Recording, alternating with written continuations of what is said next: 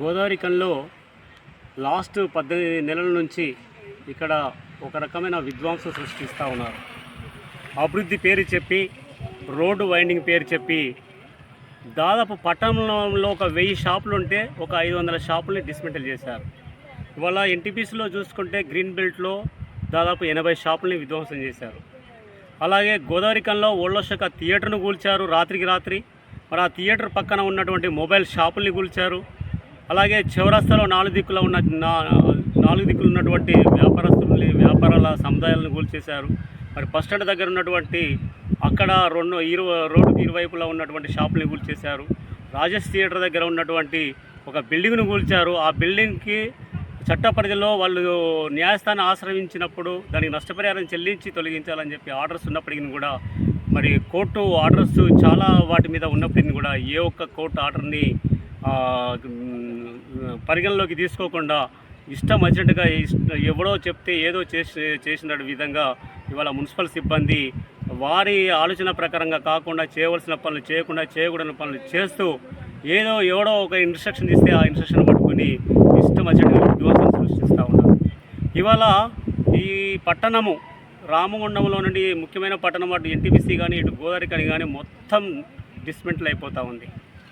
వీళ్ళు ఏదో అభివృద్ధి చేస్తామని అంటున్నారు. 2 సంవత్సరాల నుంచి కూల్చిన ఏ ఒక్క ప్లేస్లో కూడా ఇప్పటి వరకు తట్టెడు మట్టి వేసింది లేదు, ఒక ఇటుక పిల్ల పెట్టింది లేదు.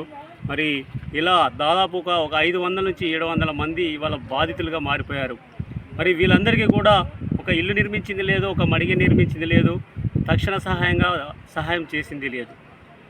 మేము న్యూ ఇండియా పార్టీగా మేము డిమాండ్ చేస్తున్నాము, ఈ కాంగ్రెస్ పార్టీ కార్యకర్తలే కానీ ఈ స్థానిక ప్రభుత్వమే కానీ, మీరు ప్రజల్ని ఈ విధంగా విధ్వంసాలు సృష్టించి వాళ్ళను రోడ్ల పాలు చేసినట్లయితే వారి ఊసురు మీకు తగిలి మీ రానున్న రోజులలో మీ పార్టీని ఓడించడానికి నానా రకాల పోరాట రూపాలను రూపొందించి తగిన బుద్ధి చెప్పవలసి వస్తుందని చెప్పి నేను ఈ సందర్భంగా తెలియజేస్తున్నాను. స్థానిక సంస్థలలో మీరు గెలవాలంటే వాళ్ళ తక్షణమే కూల్చిన ప్రతి వారికి ఒక మడిగ కట్టియండి, ఇల్లు కట్టియండి, తక్షణ సహాయంగా 10 లక్షల రూపాయల డబ్బులు చెల్లించండి అని చెప్పి ఈ సందర్భంగా న్యూ ఇండియా పార్టీ మిమ్మల్ని డిమాండ్ చేస్తూ ఉంది. అరే ఒక పక్క అక్రమాన్ని కూలుస్తున్నారు, ఆ అక్రమం అనే ప్లేస్లోనే మళ్ళీ వేరే ఇతరులకి షాపులు కట్టుకోవడానికి అనుమతులు ఇస్తున్నారు. అరే మున్సిపాలిటీ ఏ రకంగా అనుమతులు ఇస్తుంది? వారికి ఒక ల్యాండ్ మీద హక్కు ఉండదు, ఆ ప్లేస్లో ఏ విధమైనటువంటి పర్మిషన్లు తీసుకోరు, రాత్రికి రాత్రి ఆ నిర్మాణాలు జరిగిపోతూ ఉంటాయి. ఆ నిర్మాణాలకు ఏ విధమైనటువంటి పర్మిషన్లు ఉండవు. అసలు ఎందుకు అక్రమం ఎందుకు కూల్చారు? మళ్ళీ ఆ అక్రమమైన ప్లేస్లో మళ్ళీ అక్రమంగా ఎందుకు కడుతున్నారు? ఇదంతా కేవలం కొంతమంది నాయకులు, కొంతమంది కార్యకర్తలు డబ్బులు వసూలు చేసి వాళ్ళు ఇష్టానుసారంగా కూలగొట్టడం, కూల్చిన ప్లేసులనే మళ్ళీ కట్టుకోవడానికి వాళ్ళ కనుసన్నల్లో ఇలాంటి వ్యవహారాలన్నీ జరుపుతూ ఉన్నారు. ఈ వ్యవహారాన్ని ఎవడు ప్రశ్నించాడు? ఇక్కడ మేము చేసిందే చెల్లుబాటు అని చెప్పి విర్రవీగడం కాదు. ఇది చైతన్యానికి పురిటిగడ్డ. చైతన్యహీనులు ఈ ప్రాంతంలో ఎవరు లేరు. మరి రానున్న రోజుల్లో నానా రకాల పోరాట రూపాలను రూపొందించి కాంగ్రెస్ పార్టీని ఓడించడానికి అన్ని విధాల ప్రయత్నం చేయడానికి మేము కార్యరూపం దాల్చే పరిస్థితి ఇవాళ రానున్న రోజుల్లో ఉందని చెప్పి ఈ సందర్భంగా తెలియజేస్తున్నాను. మరి మున్సిపల్ సిబ్బంది ఏదైతే స్థానిక ప్రభుత్వం ఉందో ఏది పడితే అది చేయడం కాదు. మీరు ప్రజలకు అన్యాయం చేస్తే అది ప్రభుత్వం ఎట్లయితుంది? మరి ఏ చట్టాలను చూసినా, మన భారతీయ చట్టాలు ఎవి చూసినా కూడా నష్టపోయిన ప్రతి ఒక్కరికి కూడా నష్టపరిహారం కల్పించమంటుంది, రీహాబిటేషన్ చేయమంటుంది, రీసెటిల్మెంట్ చేయమంటుంది.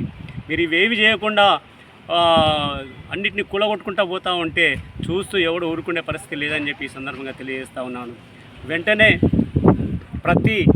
నష్టపోయిన ప్రతి వారికి తక్షణ సహాయంగా 10 లక్షల రూపాయలు చెల్లించాలి.